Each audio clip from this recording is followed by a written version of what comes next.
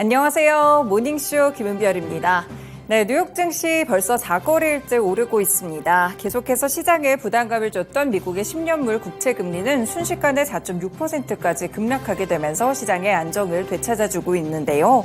이에 따라서 성장주들이 다시 기지개를 펴기 시작했고 전기차들 그리고 빅테크 종목들의 상승세가 함께 나왔습니다.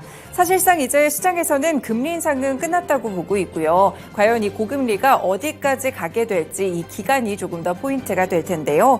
국내 시장도 어제 코스닥 지수가 4.5% 기록적인 반등을 보여줬습니다. 바닥이 나온 시장일지 이제는 또 다른 전략이 필요한 시기로 넘어온 것 같은데요.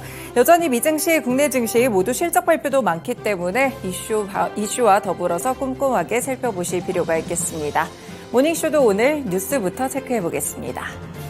네, 첫 번째 소식은요. 조금 전에 장마감 이후 애플의 실적이 발표가 됐습니다. 이 애플 4개 분기 연속 일단 매출은 감소했는데요. 그렇지만 전반적으로 컨센서스를 상회하는 실적을 내놨고 이렇게 혼재된 양상들이 나오고 있습니다.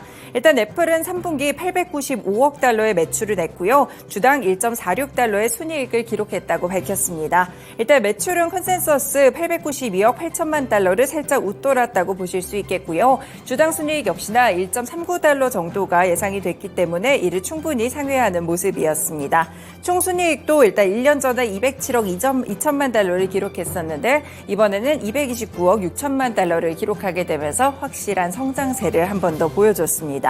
일단 3분기 아이폰 매출이 좀 시장의 예상치에 부합하는 모습들이 나왔는데요. 438억 1천만 달러 정도가 아이폰 매출로 잡혔고요. 시장 예상치에는 그대로 부합했습니다. 사실 전년 대비 한 2% 정도 오히려 성장하게 되면서 최근 중국에서 아이폰 매출이 부진하지 않을까 여기에 대한 우려감을 불식시키는 모습이었는데요.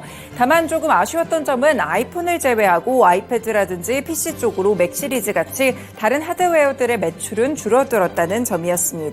일단 노트북과 PC같이 맥 시리즈 매출이 76억 1천만 달러로 예상치가 86억 3천만 달러였는데 큰 폭으로 미치지 못하는 수치들이 나왔고요.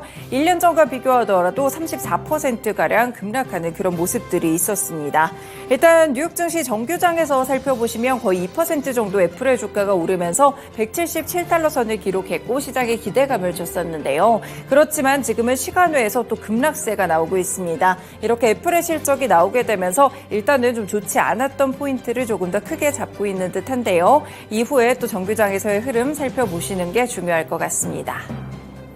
네, 두 번째로는 경제지표 보시겠습니다. 매주 발표되고 있는 신규 실업수당 청구 건수인데요. 노동시장의 과열 상황을 가늠할 수가 있겠죠. 지난주 신규 실업수당 청구 건수가 21만 7천 건으로 집계가 됐습니다. 전주 대비 5천 건 증가하는 모습이었는데요. 전문가들의 전망치 21만 4천 건을 3천 건가량 다시 한번 웃도는 모습이 있었습니다.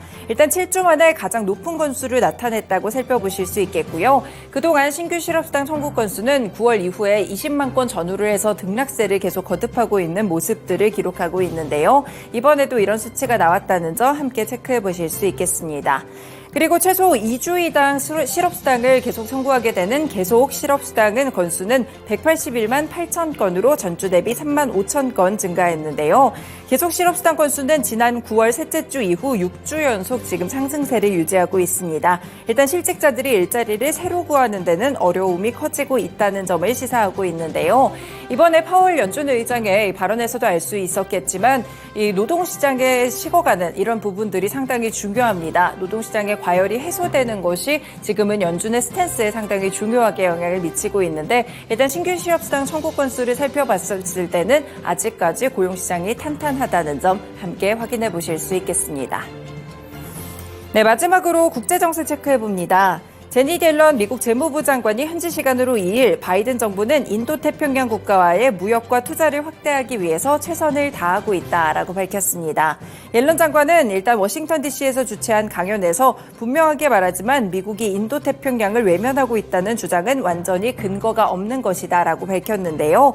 일단 인태 전략으로 인해서 무역이나 투자를 확대하고 경제 회복력을 강화하고 글로벌 도전 과제에 대한 협력 등 세 가지를 함께 제시를 했습니다. 그래서 미국 미국과 인태 지역에 엄청난 잠재적인 경제적인 이익을 주고 있다라는 멘트까지 했는데요.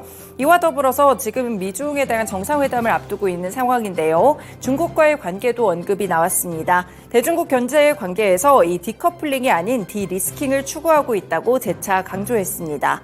국가 안보와 이익을 확보하고 인권을 증진하고 건강한 관계를 촉구하고 또 기후변화와 부채 문제 등 글로벌 과제 협력 등 세 가지를 목표로 제시했는데요. 다만 국가 안보 문제와 관련해서는 여전히 타협하지 않는 분야라는 그런 시각들도 함께 드러냈고요. 경제적 수단을 사용해 조치를 취할 때는 좁게 목표를 설정하는 방식으로 한다라고 추가적으로 얘기했습니다.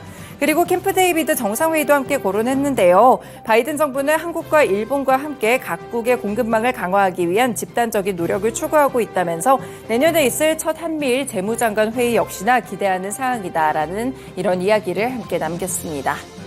네, 모닝쇼 오늘도 지난밤에 있었던 세 가지 소식들 함께 정리해드렸습니다. 모닝쇼 본격적